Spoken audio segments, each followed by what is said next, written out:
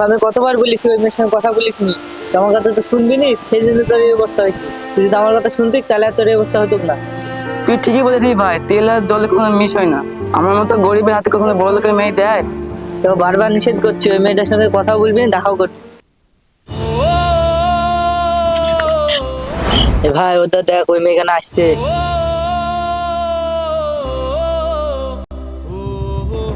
তো বলছি ভুলে যেন কথা বলবি না।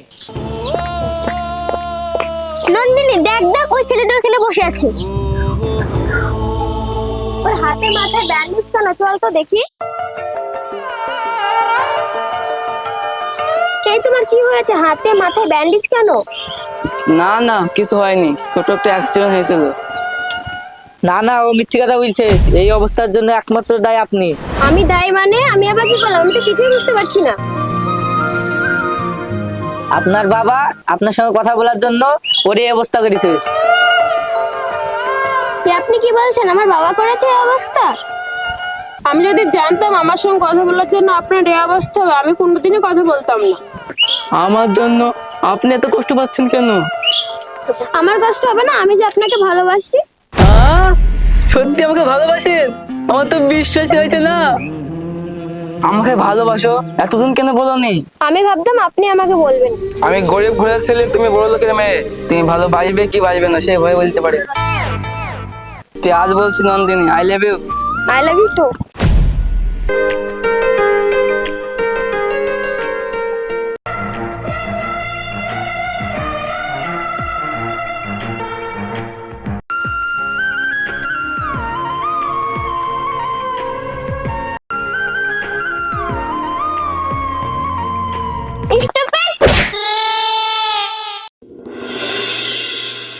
আমাকে কোনোদিন ছেড়ে যাবে না তো নন্দিনী?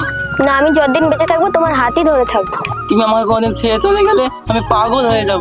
আমি যতদিন বেঁচে থাকবো তোমাকে পাগল হতে দেবো না, তোমাকে ছেড়েও যাবো না। তোমাকে আমার একটা কথা বলার ছিল, কাল থেকে বলবো করছি কিন্তু বলা হচ্ছে না। কি বলবা বলো?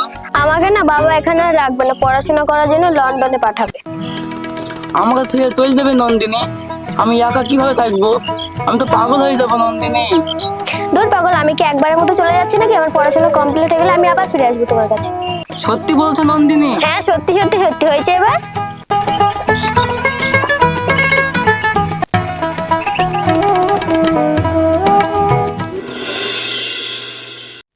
আগে কর্তা, আপনার দুটো মাস মানুষজনকে দিলি বা কি হয়? উপরওয়ালা তো দিয়েছে আপনারই অনেক। হ্যাঁ, তোর কথা শুনে আমি ফকির হয়ে যাই। আর থালালি দেশে দেশে ঘুরে বেড়াই, দাও গো দুটো, দাও গো দুটো, দাও গো দুটো, দাও গো। হ্যাঁ,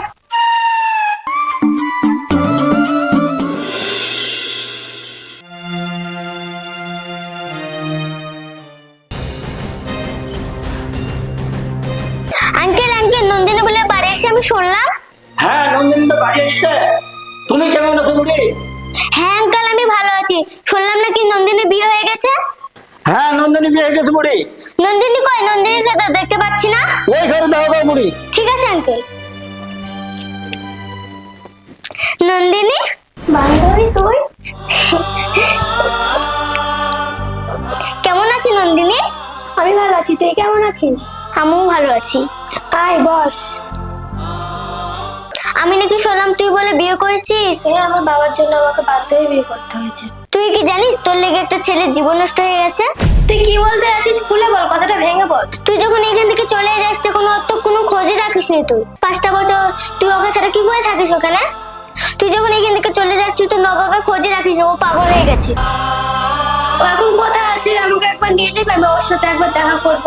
ও এখন কোথায় আছে? নিয়ে চল না আমাকে প্লিজ, আমি ওর সঙ্গে একটাবার দেখা করব। হ্যাঁ তাড়াতাড়ি চ, নবাব কোথায় আছে আমি জানি। বাবা আমি একটু আসছি। হ্যাঁ যাও মা, সাবধানে যাও। না রে না রে, না রে না রে না। হ্যাঁ, কি কি হয়েছে?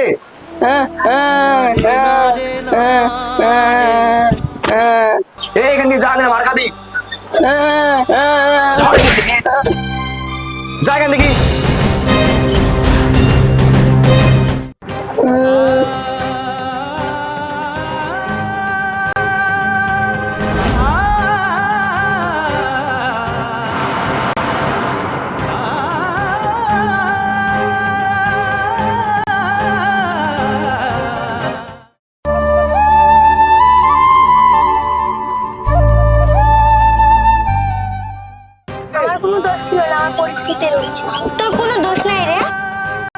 আমার বাবা মায়ের জন্য আমাকে বিয়ে করতে হবে। দাঁড়ান দাঁড়ান দাঁড়ান,